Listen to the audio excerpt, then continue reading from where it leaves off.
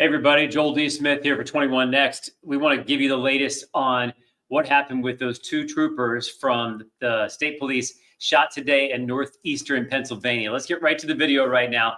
Here's the situation. The two troopers seem to be okay and in stable condition. But now we're learning more about how this whole thing began. The gunman is dead. That is 61-year-old Carmine Fano.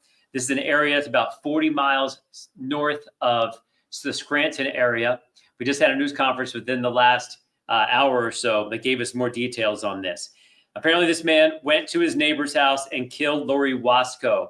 So Lori Wasco is a neighbor. They say they don't live that close to each other. The situation is it's pretty spread out. This is an area that doesn't have a lot of people, but killed Lori Wasco. The boyfriend then of Wasco calls 911. And then when these two troopers arrive, they're basically sitting ducks because this guy has a long rifle and he just starts unloading dozens and dozens of shots, an ambush situation on these troopers. That's the news conference we just saw recently. The one trooper gets shot, gets hit pretty bad. The other one uses a tourniquet to stop the bleeding and to buy some time while they're able to get out of there and taken to the hospital. Once again, looks like they're going to survive. And you're looking at Corporal Christopher Paris right there from the state police, who says they're lucky they're not planning two funerals tonight because that's how dangerous the situation was. That's how close this was to being a fatal situation. If you're wondering, they did have vests on, but he said that kind of weapon from that distance when they're wide open, it will be protective, but not completely protective. And so that's part of the problem there. If they're calling these guys heroes, they slowed this guy down. They don't know where else he could have done. And then eventually the rest of the police get there. They have this guy cornered, so to speak. He was sitting on a propane tank that slowed things down. If that went off, more people could have been injured.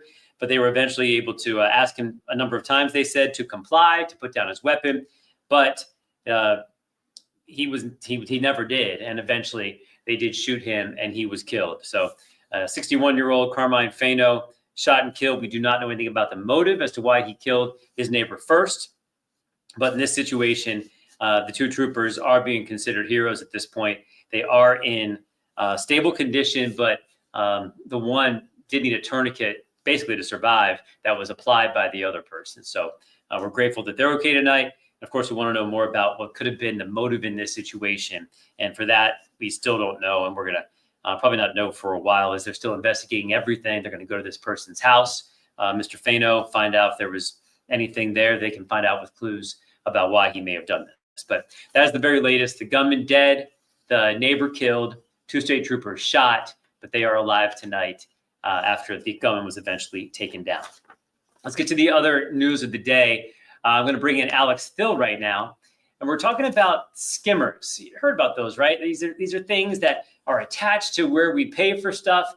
And personally, I heard about these things that were on gas station areas. And so you got to be careful. And they told you to shake them to see if they come loose because people put these on there and instead of actually paying, you're revealing your information via the credit card. But apparently these have graduated to some more areas. Tell us about it, Alex.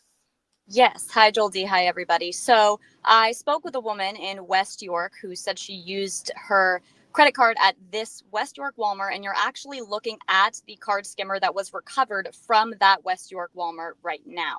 So she said she used her credit card, inserted the bank card into the chip that you were looking at there, and then she woke up the next morning and had over $700 of random charges in areas in central Pennsylvania and also in areas beyond in Buffalo, New York. So, clearly something happened there. And when I talked with detectives today, they kind of echoed the same thing that you were just saying, Joel D. There are ways to actually look for card skimming devices like this one. So on this one that you're seeing here, you could kind of make out that chip insert is jagged, and that's because it was hand cut.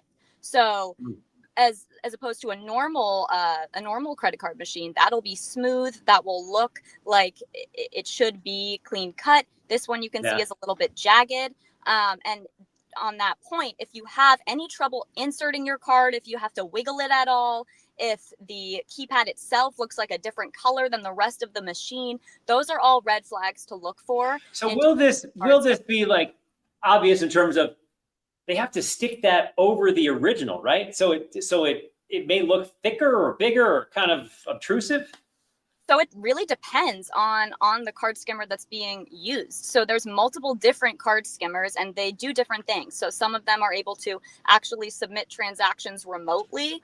So, you know, if somebody uses the card skimmer, inserts their card, whoever is operating that card skimmer is able to then see those transactions and manipulate that remotely. But some other card skimmers, the person who planted it actually needs to come back and remove it in order to download the credit card information that's on that. Okay. So it really depends on the type of card skimmer. This one here, we don't know exactly what it is yet, what one of those it is yet, because police are still investigating that. And we weren't able to hold or see the physical card skimmer ourselves because it's an active investigation.